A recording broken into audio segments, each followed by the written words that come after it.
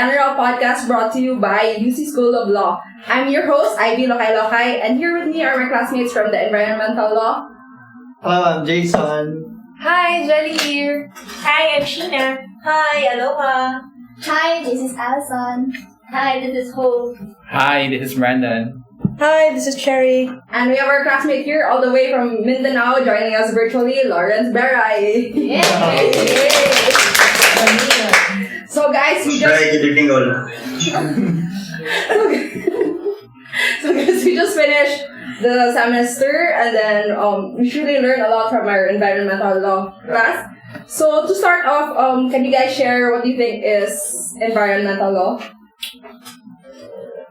Should I start? Environmental law. This actually provides us the knowledge about those available remedies like the Rehabilitasan, continuing damus, and some jurisprudence and laws like NIPAS that introduces us the knowledge of how these laws to be used in advocating in protecting the environment. So, for me, actually, environmental law is more than theory and principles because it appreciates our very right to life, our right to a healthful and balanced ecology. And when we say about healthful and balanced ecology, so this talks about our right to clean air, to clean waters, and our rights to enjoy the natural resources that our Mother Earth has actually blessed our country. And environmental law established the regulations and how we should act and protect the conservation of our environment, not only for ourselves, but for our future generations also. What is environmental law? Prior to taking the course in NREL, I would have simply answered this question as the law governing, the governing law that protects the environment. So now that I'm equipped with an extensive knowledge of what environmental law is, my answer would actually be the same because that's the meaning of environmental law in a nutshell. But this time around, I would answer this question with a deeper sense of love for the environment. And I think you also feel the same way. And also with a renewed passion and greed for protecting it. And with a sincere prayer of hope that the laws will help preserve and protect our environment for future generations. That's it. It's your turn. For me, environmental law. Before I talk of environmental law, I have no ideas that there are so many remedies for us to how to solve the problem that we face right now. This law will guide us on how to implement and to help the court for those individuals or entities violating our right to a balanced and helpful ecology. My journey in environmental law. Before I talk of this course, sometimes I saw plastics in the jeep or everywhere. You can see there are so people irresponsible. But after I read the cases, that's when I realized that I am part of the problem. Because there are times, let's face it, there are times, especially example, if we eat candies, we just throw it everywhere. So after this SEM, I am very much what you call this attentive on the garbage that you throw. So you have to be responsible and help the environment because the solution is within us. As for me, given the complexity of the issues pertaining to our health of our planet, environmental law is crucial in a sense that it is critical to preserve our ecosystems, health and balance, and also safeguard our public health and encouraging sustainable development. And also it tackles deep knowledge about the global environmental issues, and it also, as what my classmate said, it also acts as a framework for the law to establish responsible behavior and guarantee that human actions do not negatively impact the environment. And for me, studying environmental law has been an enriching and personally fulfilling experience, because over the course of several months, delving into this subject provided me a profound insight into the reality that as individuals, we bear legal responsibilities to our communities and also concerning environmental stewardship. So, every day we are presented with different issues in the environment, and having the privilege to know and to learn legal solutions is very important. So, yeah. Okay. For me, before, if I would be asked what is environmental law, I would just simply say environmental law is the field that primarily deals with taking care of the environment, whether it be atmospheric, aquatic, or any other aspects of the environment. But today, I think it is more of that. It encompasses the protection, preservation, and even procreation of nature. So having a deeper understanding of this through our subject, NREL, has allowed me to appreciate those people with a big heart for the environment. And I believe it takes passion to enter this field. In fact, most of the cases we were able to encounter in this class or this course focuses more on rights, environmental protection, the animals, preserving the environment for the next generation, and all of that. Then these were not easy cases if you don't have the real heart for it, I believe. So I got a glimpse of what environmental lawyers do during this NREL class. And for now, that would be the thing that I can share about environmental. All right. Regarding my take about what is environmental law, well, for me, I will just be reiterating what I actually submitted on when attorneys actually requested us to do so. So environmental law for me is very important in the sense that every people should participate and be responsible of. It involves us as the main stewards of the environment to protect the environment and make it, of course, sustainable for the present and the future generations, as what is laid down in the case of Oposa versus Factora. Now, I think every one of us here would agree that this course actually awaken our ideas to protect the environment and our rights to a healthful and balanced ecology, which is enshrined in the Constitution. And this is indeed a wonderful journey which did not only make us aware of the present environmental problems, but also inculcated in us the importance of taking care of the environment in a way where we consider the rights of other living things, not just us.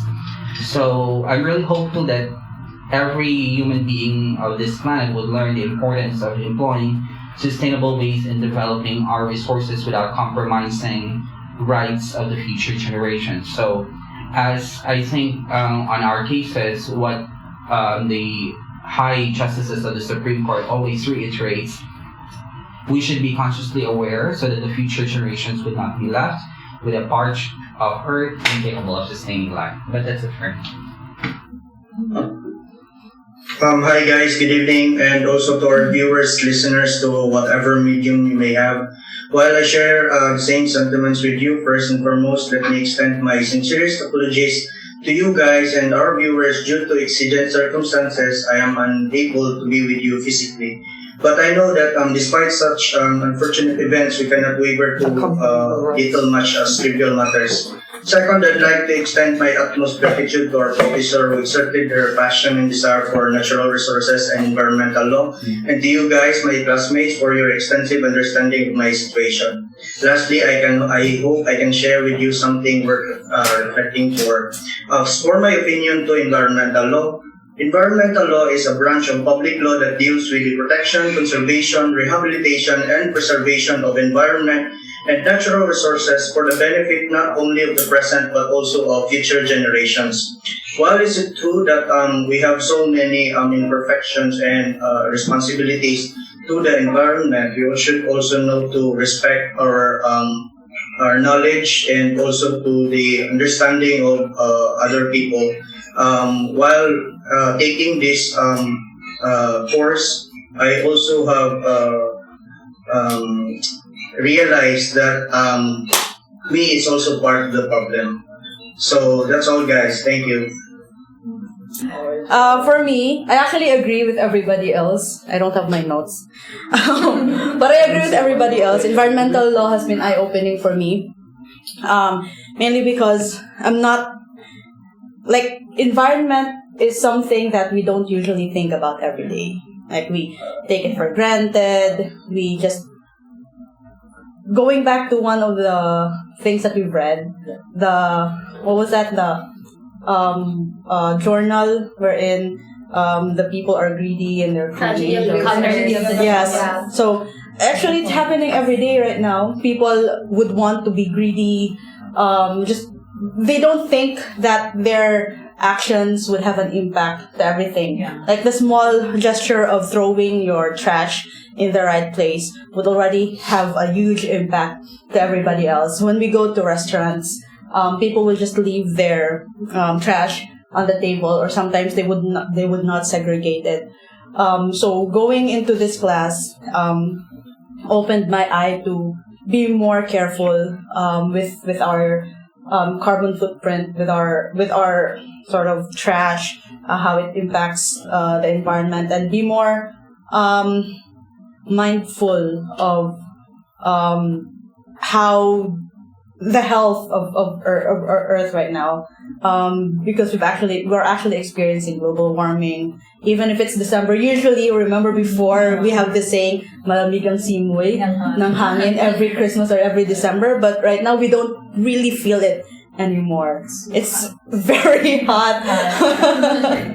So yeah, that's what environmental law is for me. Yes, from the answers of my classmates, you can see that this class has been truly enriching.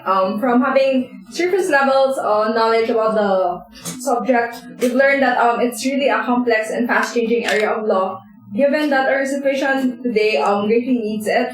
So, aside from that, guys, what are the topics or learnings that you think left an impact on you? Would anyone like to share? So one of the topics that created a big impact on me is the one on intergenerational responsibility, because quoting it from our jurisprudence, we have this obligation and responsibility to protect our environment, and this is not only just for our own sake, but this is for the future generations. And how can we do that? And here, we can, by simply asserting our own rights to a sound environment, we're actually doing our part in fighting for the rights of the future generations as well. Because these natural resources are our sources of life. Without a sound environment and without these natural resources, how can we live? Yeah. And with that, our courts actually have gave us the right to represent the future generations. So, yes, there's the locus standi, if you would agree with me, right? Yeah. I actually agree with that too. I don't want to have a future wherein everything we see is just buildings and There's no more green. Artificial. Monochrome color. Diba? Like, The same sa katong the Lorax na. We don't So- have any place to relax. Yeah, After exactly. exams, right? After exam. Exam Very yan deadly. the teacher. No busay. No more busay. Diba? It's so nice to Yeah. see the greeneries. When you go to the beach, it's safe to swim. So, how about others? Guys, say something, please. Dead air! Also, I think with that, kanang giving your right to the people today to be in representation of the future generations. Because I think a lot of young people today, they're hesitant to have children because they're like, they don't want to have children because like even now, like where the resources, it's very limited na, and then like it's not the nice place to live in. So like, why would they want to put their child in that situation? Even now, like the situation is bad. Yeah, it's actually one of the factors. The newer generations right now are too afraid because they're already feeling the pressure, the what the environment is, the pollution and everything. One of the reasons why I don't want to go to Manila is the smog. When you go out, Actually, every time we go to Manila, I get sick. really, or that. So, Yeah, I agree. Especially right now, the environment right now, especially the flooding. You experience the floods in Manila, in UC, right? Yeah. It's my first time actually to experience flood. That moment I realized na, my God, is there any solution to this problem? All of your appliances, it's so resolved. It's so resolved. So I cannot explain the feeling that I felt that moment, that all of your appliances nabasa of the flood. That's the first time actually in my 10 years in Cebu, in Manila. That's the first time that I experienced that moment. I realized na these plastics, kasi we are near of the canals, so there are a lot of plastics in the float because of that flood. So I realized the solution really is within us. It starts in our households. Yeah, actually, in addition to that, when we read the laws, somehow we can see that there are actually laws governing specific issues. Like there are laws, when it comes to how to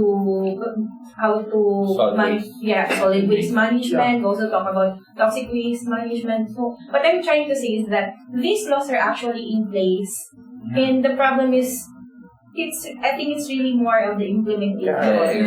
Like during our Coast Up drive, they actually said that even those who conducted or who led that particular activity, they said that laws are in place, but then they're not yet fully implemented. Yeah. That's why I don't know if you also, of course, we all do recall the Australian professor that we have, Jennifer?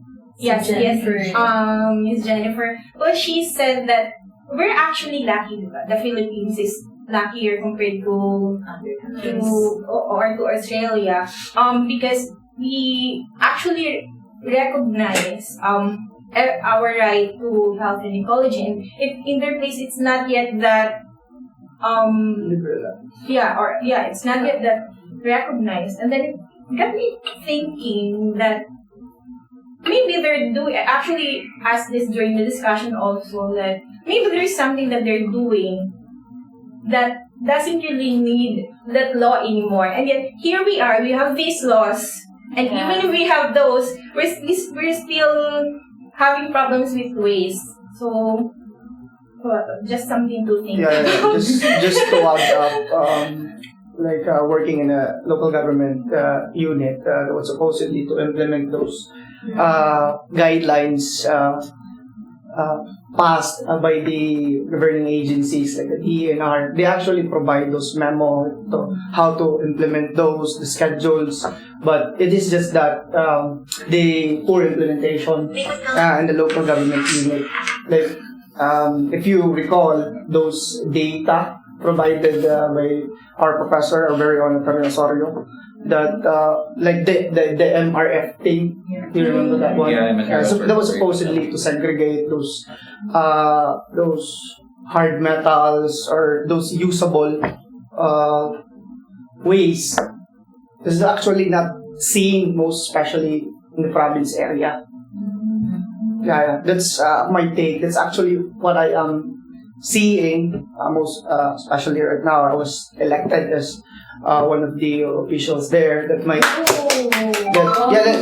actually the essence that I really see that might help me in advocating just to limit just in our place, in our community, that I could provide those implementation in the future. Most especially I was assigned in the health committee. But that's why I'm really thankful about this knowledge that our professors provided us in this course. And the implementation, right, as well, I could help on that one, in that aspect. How about Lon? Yeah. I think Lawrence has something to say. How about you, Lawrence? Yeah. Can you share about any topic that we discussed which you think is any? Yes. I'm very sorry for that. The topic that I think I like most in our discussion is the forestry code, wherein I don't know if you still remember the case of I think it was Mustang Lumber Incorporated versus the Berkeley Fields, where the petitioner there argued in their defense that they were not responsible for such gathering, collecting, or cutting of the trees that is prohibited under the PD 705 or the Forestry Code of the Philippines. I like it because how the Supreme Court ruled in favor of or shifted the ruling towards the environment or the protection, because people would really have to tend to defend themselves in saying that it's not actually us who did the cutting or the gathering, and we only have it in our possession. So the Supreme Court ruled there that mere possession would eventually raise a presumption of those prohibited acts under the said law. It's the same as to the Anti-Comprehensive Drug Act, where you will be found having in possession of the prohibited drugs. You can still be liable of such possession. So I think this idea came from the Forestry Code. So that's why I like the case and I like the ruling of this Supreme Court. Thank you. Yeah, I was. Thank you, Allison. As for me, I think the one that really I enjoyed about this studying environmental is that we were able to go outside the four corners of our classroom. We were able to go to the coastal cleanup and Olango, and then the coastal cleanup is really important for me because I was able to experience being in the heat. Ma-feel dyan ang global warming. The global warming, like there's a sense of urgency for us to be to take responsibility regarding our environment, and it also gave me a realization that learning law is important, but it's also important for us to, to advocate for stronger environmental regulations and support initiatives that promote these sustainable practices and hold those who harm the environment accountable, and get involved to support organization and support these initiatives that dedicate to environmental conservation. Yeah. What about you?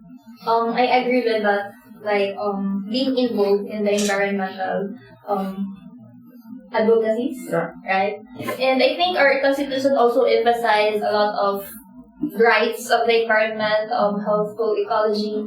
But I think what also is being emphasized in our constitution is our responsibility to the environment. So it's not only about the implementation of our legislative or our government, local or the national, but I think it would always go back to us. And there's a lot of things that we can do, actually, even minimal things that we can do in our home, wherein we can really contribute to the betterment of our environment. So there were really a lot of things that I realized here in environmental law. Figure is like to sum up all the cases that we have read. It's really the Constitution, the environmental law provisions. Those are only guidelines, but the responsibility is for the people. And I think that's one thing that we need to advocate to the people that we know, even to our friends, to our family. And I hope the school can also do that, right? Not only for the NREL class, but UC can also promote it to the high school, to the college. Hey, how about you?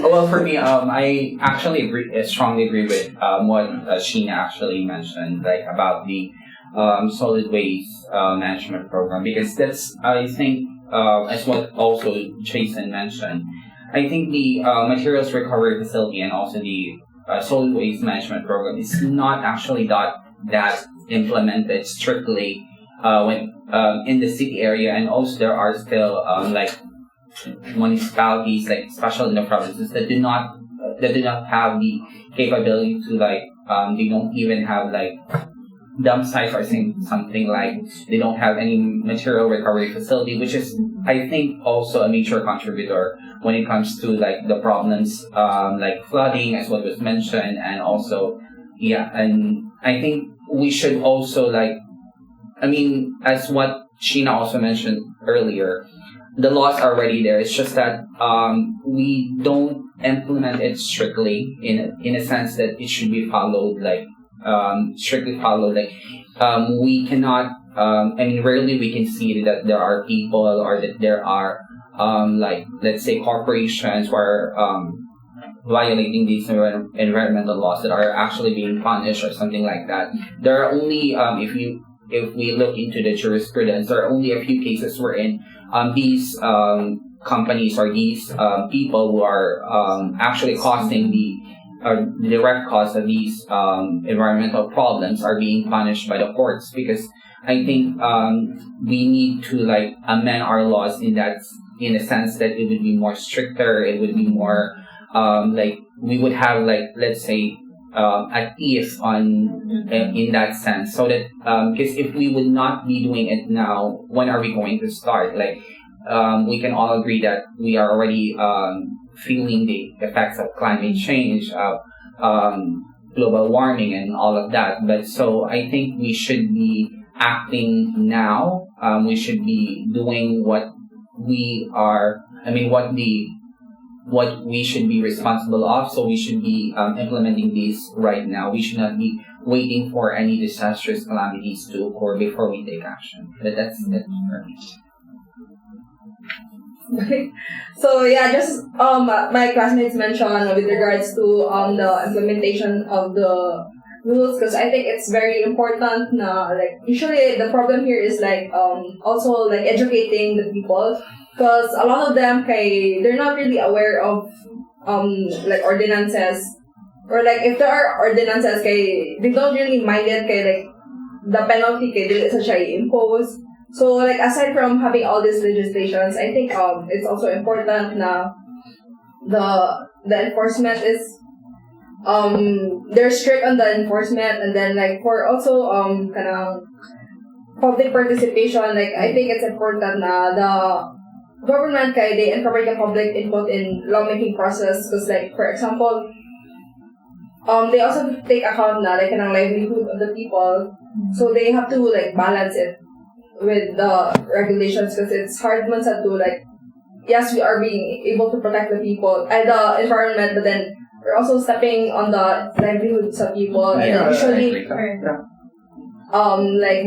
there are also corporations na they would say na they're doing things the green way, but then pina-cover up na siya, like pahumot lang dyan sila na, oh yes, we're being responsible, but then actually it's not really doing anything.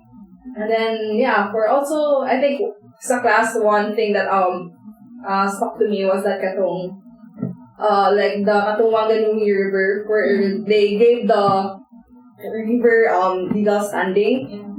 So I think that was really interesting, because like in our jurisprudence with regards to the katong the resident marine mammals, kay diba, it was like they don't have legal standing, but then that's why like comparing those two cases, because I thought that was really interesting that the government there really gave importance to their nature na actually the river kay national life, so it's very important that they give it a standing to be able to be protected, and with also the like they give importance na people, the indigenous people who live there. So I think I really like that case.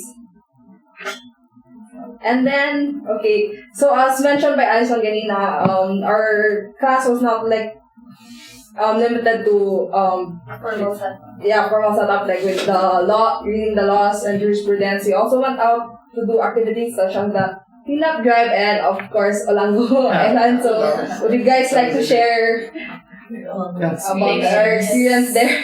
I like the island hopping.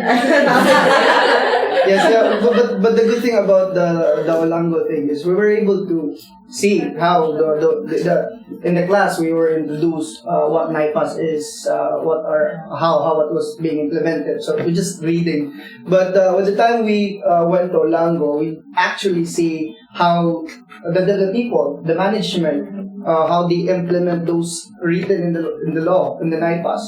And the good thing is we actually see that they manage well the Olango, those protected area. There are signage, but the sad thing is we actually notice those ways, and there's no-go zone there. And there's it's actually personal in a sense that it's our responsibility given those signage. It's actually personal impact on those people in the area as well that I can see. And the main thing is that we introduce how actually the NIPAS being implemented in Olango. So you mentioned about managing. I guess one of the probably opportunities that we have in relation to environmental law, we don't have any discipline, because going to Olango, that it's well managed. There were a lot of signage, as you mentioned, a lot of people regulating. There are laws regulating that island, but we still saw someone going to the no-zone, trying to, I'm not sure, taking something. Shells. So I think even if we have these laws that would regulate environmental law for the betterment of everybody, if us ourselves are not disciplined well enough, wala gamit. As mentioned sa datong staff na katong if like na mag-island hopping or like boating kay They katong segregate trash kay the tourists daw, the foreign tourists kay they really responsible sa ilang trash. However, like later on kay ilabay ra sa publicity. sa makuya sa bangka, ilabay ra tunga sa dagat. So like we could really see now the problem is within the people. Yeah, but also I can also see why I think the management of Olango actually allow those people to like enter the danger zone, something like that. Because prior to the establishment of Olongo as a protected area or as a sanctuary, we also have to, in implementing environmental laws, we also have to, as what Ivy mentioned, we also have to consider the people who are actually living near that protected area. Like, for example, you cannot, say that, this is a no-enter zone or something like that. How about those people who were actually present there? Their generations were already living in there, and then their livelihood or the source of their livelihood are actually dependent on that. So we also have to consider that. So I think I get the position of the Olongo management wherein they are not so that strict when it comes to those people who are just passing inside or getting inside the danger zone, because they're also considering the livelihood, because those people, they don't have, unlike us, we do have jobs, we're employed, we do have a lot of things that we can get our source of income. But on that part, we also have in implementing environmental laws, I guess we should be balancing it to the point that we are we are protecting the environment. At the same time, we are also considering those people who are actually getting their source of livelihood from that area or something like that. Yes, Mark, I think that's why it's difficult to legislate mga environmental laws, because you have to take into consideration sa economic, social impact niya. Rights, just like the pending case that Attorney Osorio let us view, like the pending case, the fishery code, the data privacy of the corporation, the pending case. So those are actually rights that also protected by the Constitution that we need to consider. That's actually the sense there in implementing environmental laws. Yeah, so in that lot of aspects that you need to consider. Yeah, so in that sense, we should what our legislative bodies can actually take from this is that they would have to consider the holistic approach. We consider what is our approach when it comes to we have to consider the economic impacts, we have to consider the people living here, we have to consider everything when we are actually implementing environmental laws. Because as what also Attorney Osorio mentioned, environmental law can be sustainable in the way that we can protect or do sustainable development of our resources. At the same time, we are also not hindering progress, something like that. So it's a win-win solution. Yes, win-win solution. I truly agree with you consider the people inside the space or the sanctuary. However, I think considering them would not be equal to tolerating them. Yeah. So one thing that I really realized going back to Olongo Island is that I don't think the people there were really educated with regards to, they were not properly educated with regards to the environmental laws. Because if they are, they would probably know that those provisions are to their protection and even to the effect of their livelihood. I think that's what Attorney Osorio told us, or I think I was just the one who asked it from her. I told her if the people who went to the no enter zone area are people who got some shells. So I think what Attorney Osorio, as what I remember, she told me that even if you get some things in that area, it will affect on the soil or the sand in that area, and then it will affect also the migrating birds. And some of those migrating birds are also a source of the livelihood in that island that they just don't know. So I think that's one thing that we need to also do to continually educate, continually do some regular seminars to the people there, why it is needed to be implemented, why it is needed to be practiced. For me, our trip to Aloja Garcia was one of the highlights. I think maybe most of you also share this sentiment. It somehow showed how to be an environmentalist in a nutshell. For me, because going there, it was hard. Diba? We had to find journey. We had to walk the Lawrence was endured. But then, when we reached the viewing deck and we saw those migratory birds, and we know that, oh my God, this is what the law is for. This is what environmental law is for, and it somehow brought us sense of fulfillment that, there are these laws in place. I mean, if we're environmentalists or environmental protectors, we know that even though it can be really, really hard at times, the end of it is always rewarding, always fulfilling. How about you, Lawrence? Mayor? The bloody journey. Hindi mo magkayo yan. Yes, the bloody journey. How's your bloody Memorable experience. Rating. Well, I couldn't agree more with you, Ate Sheena, that being an environmental lawyer is challenging, hard, or difficult, or whatever you call it. But I think it's a very noble profession. You're not only protecting the people, but also, you're not only protecting the environment, but the people who lives or resides along with the environment. Because generally, without the environment, humans cannot survive. As for my experience to the Olango,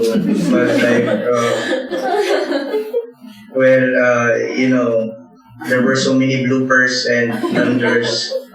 I got wounded when we are still we're on our way to the island. But nevertheless, I still enjoy the experience, and that was after our meeting. I really told Attorney Osorio that time that if I only have the opportunity to go there before the mooting competition, I think I have the ample or opportunity as well to formulate more arguments, and maybe I could win the mooting competition. So, but in sum, I could not really forget my experience in Olango. It was hurtful, at the same time enjoyable. So that's all. How Jill? For me, For preparing everything. thank you. But for me, mother. our Olango trip was very significant to our class because it was enriching, and it exposed us to the reality of what our environment status is now. And aside from seeing the positive side, that we are very fortunate to have this very rich natural resources, we've also seen the negative or the bad side, which we realize that we don't actually have that enough funds, that we actually rely on international support from like NGOs or international organizations for us to protect our own country, to enrich these natural resources, these protected areas. And as law students, for me, it left us with a question: what shall we do next? Because it's not enough that we see the good side and the bad side and point out what the government is lacking or what they are missing. But it also gives us the opportunity to think about of what we can also contribute, because we cannot just keep on complaining and point out the liability who should be accountable for this. But yeah, it gives us an opportunity to reflect among ourselves. Instead of complaining, what can we contribute as future lawyers? Maybe on what aspects we can help to change with our laws, with the ordinances, or whatever we can, maybe if we are consultants in the future, what can we contribute based from our experience, and of course, backed up with legal knowledge, because it's not just more on yaw-yaw, but it has to be substantiated. So, yun. So, it gives us this big question. So, what now? What are we supposed to do after we've seen everything? From the waters, diba? The mangroves. Yun lang. How about you? Oh. Yeah, like what Jellie said, I also asked myself, how can I help the environment? Is there something that I can do to improve, or is my effort that small to have an impact on the change of the environment? But as I reflect on the kasi there are times nga you are so busy in the cities and you want to recharge. as you can agree, you wanted to go to the forest nga, ay mo lang madungog is the sound of the birds. You want to think, I don't know, if you are in a green environment, your mind kanang ma-clear ang imong mind, kanang you can think of so many things nga positive if you want to recharge. So as I went to Ulango, the place is okay na, but you can see some garbage also, like what Cherrie said and Jason. There's also a lot of things that the government must do to solve these problems, and sa within us also. That's why nga I question myself, what can I do? How can I help the environment? Yeah. Is there something I can do? Yeah, we can. Yes. I think that would be our last, the reflection. What can we do to help the environment? I'll go first because I was elected last election, and I do have this, when I was an SK chairman, I was actually have that advocacy in implementing a helpful environment in your place, in your house. That's why I actually introduced those projects. Tanong ko karon, aniwan ko puhon. Nice. The gestures that we the youths, because I'm the SK chairman during that time, we the youth, we will be providing some seedlings from the Department of Agriculture in our municipality. We ask those seedlings, then we grow that seedlings, we distribute this to every household in our community, so that if their home or their household were surrounded with those seedlings that talong, the local sea, the basic necessities in the kitchen. If ever I was elected right now, and I am a councillor, so I think that's the first thing that really pops up in my mind when I took up NREL. And I really promised myself I will do my best, because during my SK time was not that completely implemented, because the responsibility first, supposedly, to the person, to the household that we provided those seedlings. But it's them. It's them who didn't cooperate.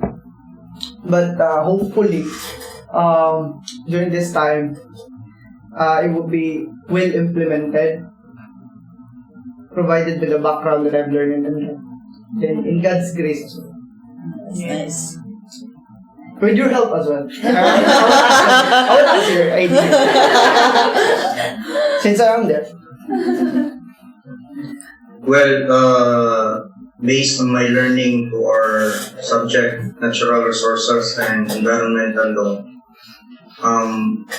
aside from knowing those what are illegal and what are those within the bounds of the law, I mean environmental law, it is better that we start it to ourselves. When we say we need to protect the environment, we also know how to manage our own waste, our own trash or garbage. I think that's, in my opinion, that's how I could protect the environment. You know, before taking NREL, I am really careless about those little things. I throw garbages anywhere. I am one of those people who pollute with the environment. But you know, when I traveled here from Cebu, here in our province, I was traveling via ship or boat. So I am observing the waters and the stars at night, and it really amazed me that it's how could you say this? It's sayang that we humans are finite one. We cannot witness the majestic view, the wonders of the nature with all our lives, because somehow we will die. So what can we do for the future generation to still see what we see, to feel what we feel, to breathe the air that we breathe today?